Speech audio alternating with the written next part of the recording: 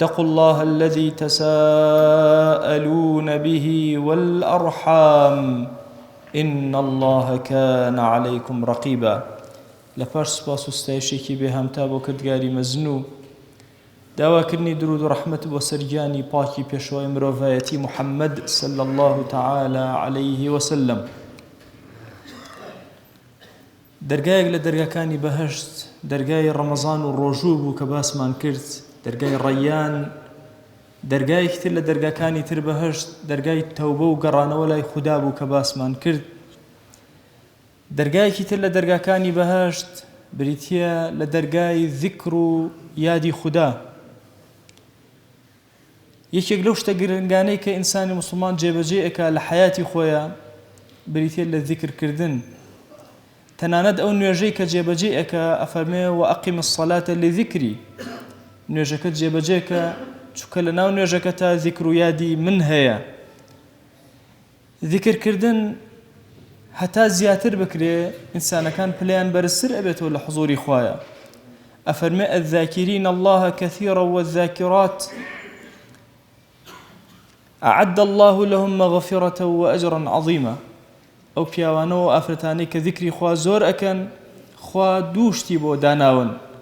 یەکەم مەغفیرەت و دووهەمیش ئەجرێکی زۆر گەورە. ئەبوو حەیانە فەرمێ مەغفیرەتەکە دیارە کە بریتیە لەوەی خوا جەل جەلالوه لێیان ئەبورێ و عەفویان ئەکات. ئەفەرمێ ئەجری عەظیمەکەش بریتیە لەوەی هەر کەسێ ئەهلی ذیکر بێ حتمەن ئەو کەسە ئەهلی بەهەشتە، بۆیە ئەو ئەجرە عەظیمەی بە بەهەشت لێک داوەتەوە. ذیکر و یادی خوا جەل جەلالوه کارەکە تەنها ئەمە نییە بەهەشت بە ئێمە عەتاکە خدا لێمان خۆش بێ، لەم دنیای ڕۆشنەیە دڵمان زۆر ئارامە بێ. ئەلا بذیکر الله تطمئن القلوب، بە ذیکری خوا و یادی خوا دڵەکان ئارام ئەبنەوە. بۆیە ئینسان کاتێکەوە تووشی حاڵەتێک ئەبێت غەمێکی گەورە دای ئەگرێت، پەژارە و خەمۆکی ڕووی تێ ئەکا، هەندێک جار گەشتەکە سەیران ئەکا، هەوڵ ئەدا، محاولە ئەکا، حاڵی باش نابێ. لەبەرەوەی ئەم بابەتانی کە دەسی بۆ ئەبە هەمویان بابەتانی مادین چاوی تێرەکە، ئەم پێویستی بە شتێکە ڕۆحی تێرکە و دڵی تێرکە و نەفسی تێرکە.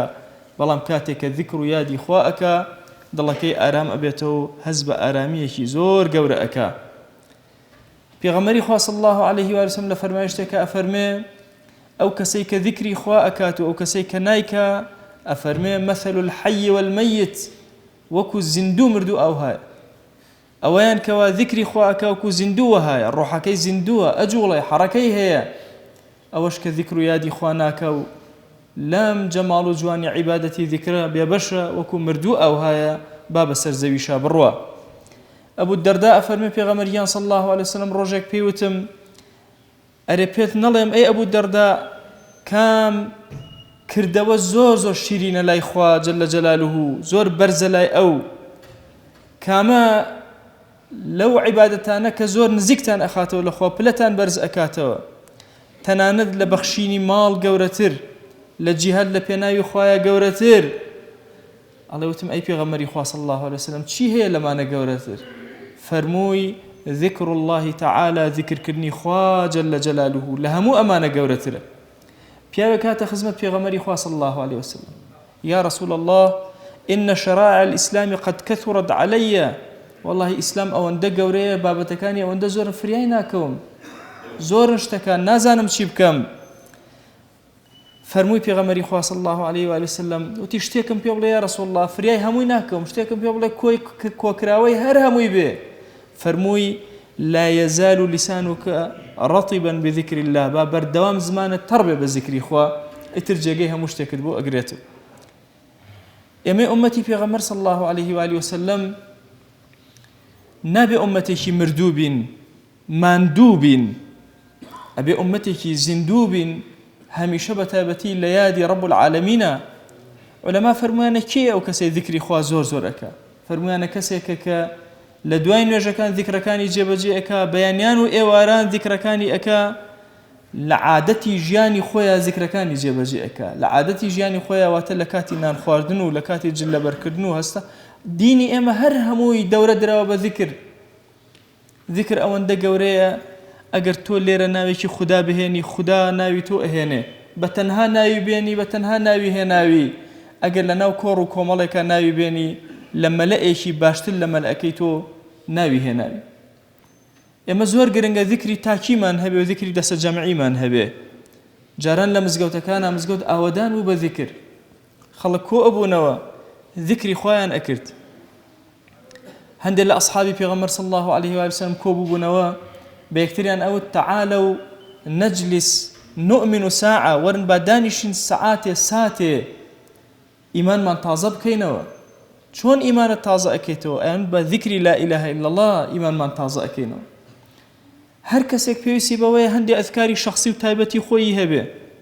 بە هەندێک ذکرت هەبێ حتا مردن تەرکت نەکردبێ سری تۆ بێ لە بینی تۆ خوایە تەنانەت با خێزان و مناڵ و هیچ کەسێک نەزانێ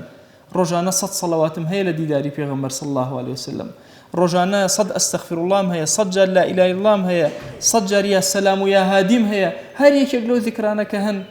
الحمد لله هەیە الله أكبرم هەیە لا حول ولا قوة إلا بالله هەیە هەر ذکرێ لەم ذکرانە با سری تۆ بێ لە بینی تۆ خودایە بەڵام لە کوێشە مەجلیسێکی ذکرت بینی تۆ لەوێ حضورت هەبێ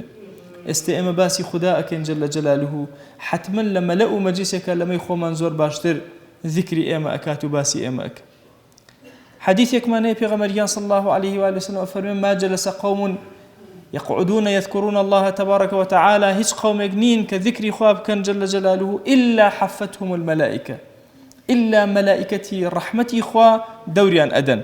ملائكتي خوا زور زور النسر زويا ملائكتي حفظ من هي ملائكتي بركته ورحمة من هي ملائكتي النسين يقناه تاوان وشاكو إحسان من هي ملائكة كان الرحمة كبيان أو سياحين بسر زويا أقرن علماء فرمون ملائكة سياحين تنها بدواي كوري ذكرى أقرن لكوا كوري ذكر هبه دوري أدن وكو بورهنگ دوري أقرن أفرمي أوان دبر زبناو حتى وكو أسمان يكم أرون أفرمي هر قوم يقدانشتن إلا حفتهم الملائكة إلا ملائكة دوريان أدن وذكرهم الله في من عنده خوال لا يخوي باسيان أكا الرحمة بسريان أداء بارنه لروايتك أفرمي كاتك أم ملائكة كو أبنوه تا أسمان يكم رب العالمين لأن أبرسي أو بو أوها كوبونتو الله خدا تو خد علم تري أمانك ومالي عبد هاتون ذكري تو أكن باسي تو أكن يادي تو أكن لخزمة دينكي تو يان أفرمي دي إيو الشاهد بن أو ليان خوش بوم أو لا أقرز قارم كردن أيان خمناو بهشتو هرشي أنا بيان عطاءكم بويا بشك لحياتي إما بريتي لذكر ورازانا ويجيان من بذكر كأما بشيكي زور قوري لجياني إما هر يكيك من بيسي بوهي لأستي خويا ذاتي خويا هند ذكري تايبتي هبه لأستي عائلة ومالكيا لأستي إيمان داران كبيك وكو أبينو چندين جاريما لمجالس كان كو أبينو وهل أسينو ذكري كي خواش من نكردو ناين لجارك لمجالس كان چند صلوات بديداري پیغمبر صلى الله عليه وسلم بدين چند ذكر بكن آياتي حديث بخواني نوا حتى وكو بركة ورحمة خواه بسر معنا داء باري وتابتي لمانجي رمضان مانجي ذكر كان إنساني إيمان دار أبي زور هوشيار به أبي وردي تايبتي هبه بو ذكر جاران بيركان من آنوت ختمك لا إله إلا الله ما انكردوا دهز لا إله إلا الله أنكرد بيان أوت ختمك لا إله إلا الله تسبيح كان صجر دوباره أكردوا بو أوي ذكر لا إله إلا الله كان ختمه كان طوابي أم استائمة شيمان هي بو الزمان طريب ذكر زمان باراوي بذكر يشكل أركزور قوركاني إما أمره كأبي خوماني بي برازين أو خوماني بي جوان كين بشك من دانا بي لحياتي خومان شو كذكر هيج قال لي ناقري إمام النبي أفرميه بيتان بلم أو عبادة تشيا كدزنوجي ناوي ركن قبلي ناوي هيج أركي كتير لسرنية تنها زمانة أجول لقلت الطابة أجاي أيش ذكري خوي هيج قيدك لسرنية بيوتر الذكر المطلق شون أي كيبيك حتى براكشانة وبكوتنا حتى للشواك خبرت أبيته ذكرك لذكر كان يخوا أكي كلمة لكلمات خدا بزماني تو ياديت ياديك خوا أكي تو خدا جل جلاله يادي تو أكاتو بركة ورحمة بسرتها داء باري بويا قال برسيار من لي بكري بلان أو عبادتي كامية لهمو شوين وجاقا كان أكريت لهمو كاتو وقت كان أكريت ألين ذكري خوايا جل جلاله ومطلقي إلا تنهال سر آوى نبيت كنا أكريت لهندي حالاتي تايبتان نبي أجرنا ذكري خوا مطلقة لها مكات كان أكريو درجاش كراوية ونزك بنو خدا جل جلاله دواءكين يا ربي خوايا لو عبدنا من بجرك ذكري تو زور أكن يا ربي خوايا داواد لأكن بكرمي خل لهرشي جناه ما نببورة يا ربي خوايا جناه بأشكرا كردو ما نعفو منك جناه ببنهان كردو ما نعفو منك جناه نمن زاني كرد من عفو منك جناه زاني من وزيادة الروي من لحقته يكر عفو منك خوايا جان بركة ورحمتي خود بسر دلو درون ما نببارنا آرامي وآسايج بسر دلو درون ما نببارنا آرامي وآسايج بسر مالكان وأسركان ما نببارنا آرامي وآسايج بسر ولات ونجتمان ما نببارنا آرامي وآسايج بسر أمتي بيغمبرها صلى الله عليه وسلم ببارنا يا ربي خوايا داواد لي أكين آرامي وآسايج بسر قوركان ما نببارنا تو قوري خود خوايا أم طاعة عبادتنا من لقبولك ذكر أورادكان من لقبولك إلهي قرآن خيني أم رمضان من لقبولك تراويح وشون يجكان من لقبولك قرآن خين وختم كاننا ومزقوت كان قبولك دعاء أم إيمان دارانا قبولك يا أكرم الأكرمين خوايا أم إيمان دارانا قدسي زليلي برزناك وتنهى لحضور مقامي يا نبي ديا إلهي داوال لي أكين بناوي جواند بصفتي برز باسم عظم الدعاء كان جرابك ادعوا الله وأنتم موقنون بالإجابة.